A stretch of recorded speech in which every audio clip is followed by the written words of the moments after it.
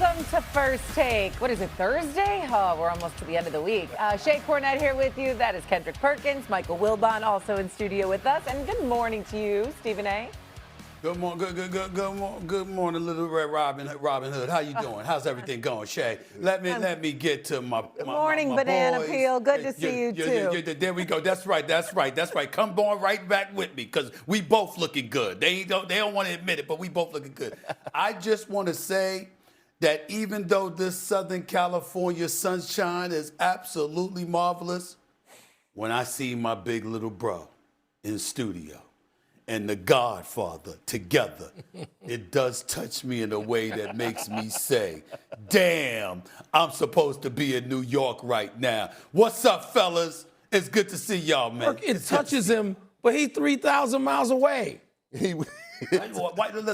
You know what, Shay, you know what bothers me about Wilbon? He knows the little terrorist that I have. Don't with say me. that. You understand? You know, Samantha, don't do that. Listen. Y'all love Samantha. I love her too, but damn it, I didn't expect to be bossed around by somebody that ain't even 20 years old yet. This girl runs my life. You understand? Her and her little sister. That's what it is. And Perk knows. I love every minute of it, because she's giving you what you give to everybody else. Amen. I love it. Amen. Thank you. At least she's Let's old. go. Let's talk sports. At least she's old. My 3-year-old's already doing it. All right, let's go to the NBA last night. The Thunder edged out the Spurs in the Western Conference Finals, winning 122-113. This year's MVP sure looked like it, leading the way with 30 points and 9 dimes. The Thunder's bench went from single digits to 57 points last night, and Isaiah Hartenstein did a good job limiting Victor Wembanyama, especially in the paint. Now the series shifts to San Antonio with the series tied up at a game apiece. Who are we more confident in now after 2 games? Perk, the Thunder, or the Spurs? I got to go with the Spurs. And reason being is because we don't know what the status is of Jalen Williams, J-Dub. And playing in that organization, I know how that medical staff operates. Donnie Strack, hell of a guy, great at his job. They're not going to rush him back, right? And they shouldn't, right? This has been, a lingering injury, and he can't continue to play on it, in my opinion. But when I look at the OKC Thunder, I know Alex Caruso is playing well. A.J. Mitchell, he's had his moments this postseason. But Chet Holmgren has been a big disappointment for me. He's been a big disappointment all across the board. One, defensively, I called him out time and time again for not, taking it personal with the one-on-one matchup with Wemby and guarding him defensively. But on the offensive end, I can't trust him anymore to be a certified Robin. He's not giving me enough and giving the Oklahoma City Thunder enough offensively. To me, he's not even looking to score. He finished the game last night with 10 points. We're talking about a guy that was a first-time All-Star this year. We're talking about Chet Holmgren that, when we talk about the, top 10 bigs in the league, we put him in that conversation. We don't expect him to have a drop-off like we've seen with Jalen Duren, but to keep it real, his numbers are similar in this series. And so we know that role players play better at home. But you're going on the road, and you need your young stars to be stars on the road. Do I trust SGA? Yes. Chet Holmgren, I have a whole lot of doubt in. I don't know. I don't believe that he's going to rise to the occasion. I'm still riding it through with OKC at 7, but I have more confidence in the Spurs and their supporting cast outside of Wemby than I do in OKC, especially with the series being tied 1-1. Perk, I get where you're coming from, but I think you missed it. I think you missed it on 2 fronts. Number one, I think you put too much stock in Chet Holmgren for this particular series. We all know that his kryptonite is Wemby, and I'm not even talking about on the basketball floor. The minute you see this brother get off the bus, it seems like fright night for Chet Holmgren. He just ain't the same as he is with everybody else. And when he has to go up against Wemby, because he knows everybody's looking for him to step up and be a little bit more than he normally is, and he just doesn't seem ready for that challenge. Here's the part that I think you missed even more so, Big Perk. De'Aaron Fox being out is a devastating blow to the San Antonio Spurs, particularly when you consider the fact that now Dylan Harper has gotten hurt. Because Stephon Castle, who we all love, see, that's the ankle injury right there that De'Aaron Fox suffered against Minnesota, that high ankle sprain. That is not easy to come back from by any stretch of the imagination. So we don't know if or when he will be back. We hope he will be back in this series. But listen, De'Aaron Fox is such a dog.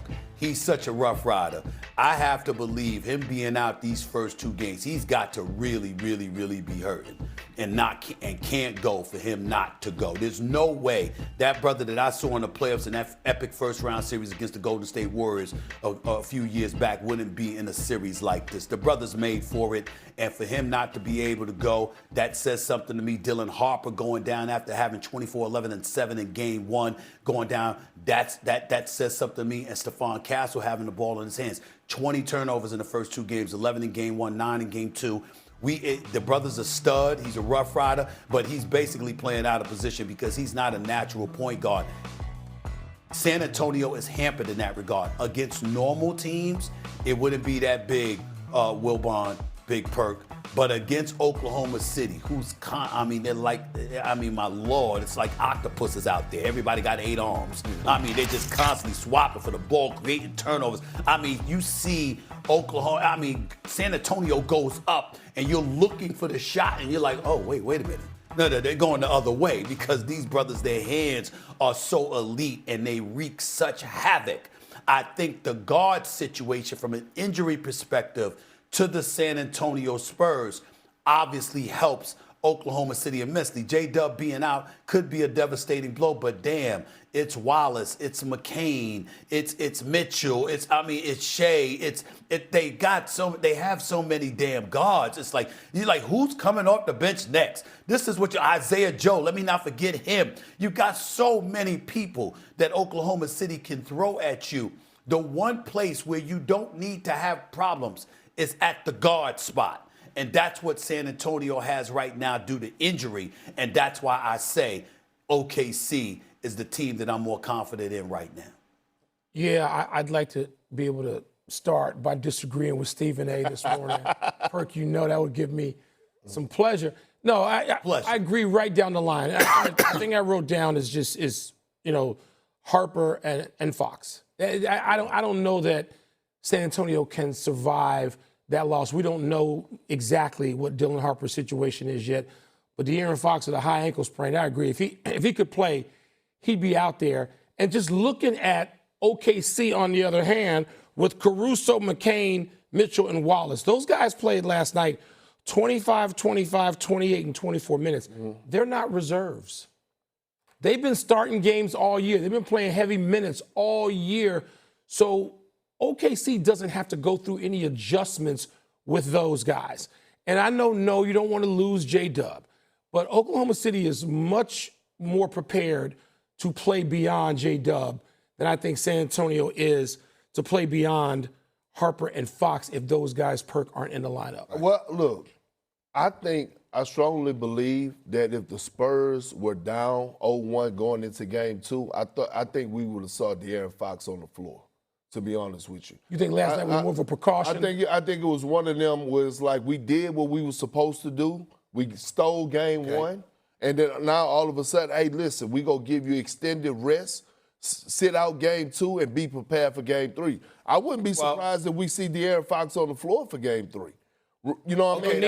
They're going to need him because they do not need Castle. As great as he is and is going to be, having to handle the ball out of position like that with 20 turnovers. Vassell is, to me, better equipped to be in that role, right? And he played heavy minutes last night, too. So, Perk, they're going to need Fox. I hope you're right. Well, in these first 2 games, Thunder have outscored San Antonio 55 to 27 off turnovers. All right, so we see the advantage there. They've outscored them by nearly 30 points. Perk, what I'm saying to you is this. Of course, we can change our tune if game 3 shows up and De'Aaron Fox is on the court. Right. But until he's on the court, he ain't on the court. Right. And unless I see him on the court, my confidence has waned. Now, if he shows up in game 3, we having a different discussion to this question. But until then, I can't say that San Antonio has the edge where guard play is so pivotal in this series because of Oklahoma City's, piranha-style defense where they're all over you. I can't sit up there and look at San Antonio and say, there's not cause to pause and to be very, very concerned about their guard situation right now. If I'm De'Aaron Fox, I'm aching to get in there just to get in there because I'm a high-end competitor. But my God, is he needed, especially with Dylan Harper going down like he did last night. You need De'Aaron Fox more than ever in order to win this series. So Dylan Harper's going to have an MRI today. We'll learn more about him going forward. You hate to who wants injuries to be the story with this kind of series going on? Bigger story already in the playoffs. And it's already, it's just so unfortunate. Also, AJ Mitchell looked like he was kind of rubbing his quad at the end of the game. That made me a little bit nervous. So we'll see how that develops. So let's go back to something that you brought up, Perk, in terms of Chet Holmgren. Yesterday, he was guarded by Isaiah Hartenstein. They did that switch, right? And how did we think it resulted? We saw Wemby not get as many points in the paint, was limited a little bit more. Did you like the switch of having Hartenstein on Chet? My thing